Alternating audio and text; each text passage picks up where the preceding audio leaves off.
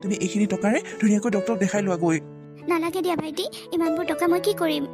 ডক্টৰক দেখাব আকৌ। তাৰ বাহিৰেও আপোনাৰ নিজৰ খৰচ নাই জানো? যিখিনি টকা ৰখে সেইখিনি টকাৰে আপোনাৰ অভাৱৰ বস্তুখিনি আনি ল'ব। একেখন শাৰীকে পিন্ধি থকা কিমান দিন হ'ল, ভাল চাই শাৰী এখনো আনি ল'ব। ভাইটি, গোটেই ঘৰখন এতিয়া তোমাৰ ওপৰতে। তুমি ঘৰখন চলাওঁতে অসুবিধা নহ'ব জানো? তাৰ বাহিৰেও তোমাৰ পাৰ্চনেল লাইফ এটা নাই জানো? সেইবোৰ কেনেকৈ চলাবা? বৌ, আপুনি সেইবোৰ চিন্তা কৰিব নালাগে নহয়, সেইবোৰ মই চলাই নিম। আপুনি মুঠতে এইখিনি টকা ৰাখি থওক। তাৰ বাহিৰেও আপোনাৰ যদি কিবা প্ৰয়োজন হয় আপুনি মোক ক'ব, একো চিন্তা নকৰিব। অ', এতিয়া এই বিধৱাজনীৰ পইচাৰ প্ৰয়োজন হৈছে। তাৰমানে এতিয়া তোমাৰ ইনকামেৰে এইজনীকো চলাই থাকিবা। বৰষা, এনেকৈ মানুহক কথা কয় নেকি? তুমি কথাবোৰ কিয় এনেকুৱা সুৰত কৈছা? তেনেকৈ নকয়। এই বিধৱাজনীক কেনেকৈ ক'ব লাগে? এইজনীতো মুখখনো চাবলৈ মন নাযায়। আৰু এটা কথা কোৱাচোন, তুমি এই পইচাবোৰ কিয় দিছা? তোমাৰ পইচাবোৰ ফ্ৰীতে আহিছে নেকি? ঘৰখন মই চলাম নে তুমি চলাবা? ঘৰখন কেনেকৈ কি কৰিব লাগে সেইবোৰ মই চাই ল'ম, তুমি সেইবোৰ মাথা মাৰিব নালাগে।